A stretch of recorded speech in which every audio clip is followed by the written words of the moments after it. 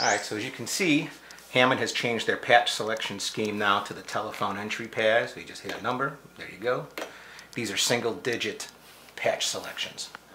One of the things I really like about this is you can now pick any parameter that you want to address, let's say Leslie in this case, and just hold the Leslie button, and as you see, the screen will automatically default to that. Now, right now it's set up to the 122. I actually had programmed a Leslie that I'm actually pretty enamored with. It's based on the 31H, and this has a couple of my tweaks to it, mainly the low rotor speed now being 60.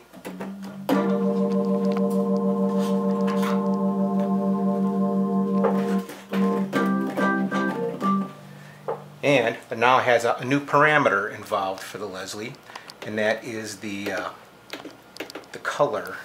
So when you get to the amp speaker menu, just scroll to the right and you'll see there's a new parameter called color. That was not on the SK1. The color knob, the color parameter, to me makes it sound like the vent covers are on, so it sort of mutes the high end a little bit. Turn it off.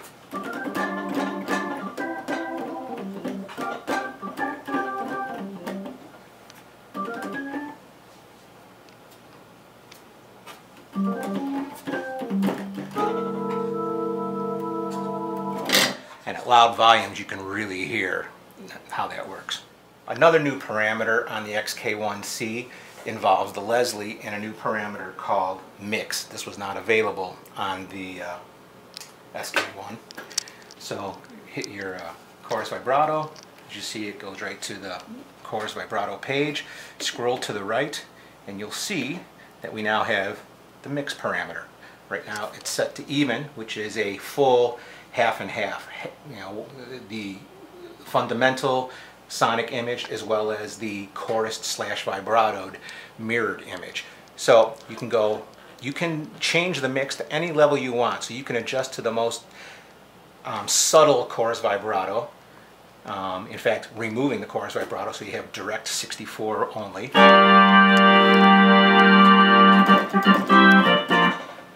Or you can scroll all the way to the right and go full-on mirrored image.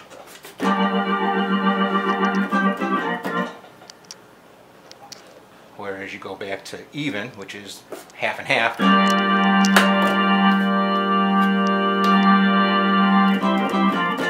So it's really nice that you can really dial down the subtlety of that chorus vibrato, which I think is phenomenal, because I'm a guy that didn't use much chorus vibrato until recently, because I've always felt that that image was just too much.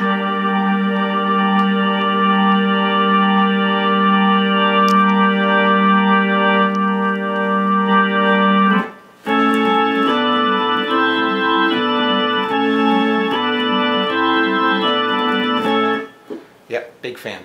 Another nice feature, when you combine the chorus vibrato using the mix control, using the emphasis knob, which of course, or the emphasis parameter, which of course is on the SK1, it almost acts like a boost to the upper drawbar to get a little more shimmer on it.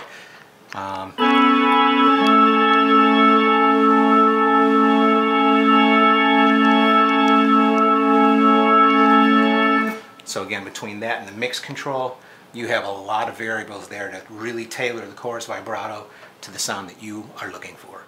And as you can see, even though the XK-1C is only a 61 note keyboard, compared to my SK-173, it doesn't look, shall we say, teeny or disproportionate. The wooden end caps really set this off, making it look more like an organ from the sides, which again, to me, if you're doing a Hammond organ, there has to be wood on there somewhere, even if it's just for my own peace of mind. There's, you know, it's hard to think of a Hammond B3 without having some sort of wood. I think the SK-173 is a great looking machine. And I do like what they've done with the end caps, but putting the wood end caps back on, to me, is a step in the right direction. But again, what I like about this is it doesn't look like a small, portable, you know, Best Buy type keyboard.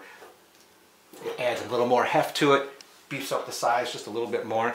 And even though it's not that much difference in size than the SK-173, it looks right on your rig, will not look weird sitting on top of an 88 note keyboard, and this thing plays great. And as you can see, it has the antiqued yellowed keys, which I think is a nice, elegant touch.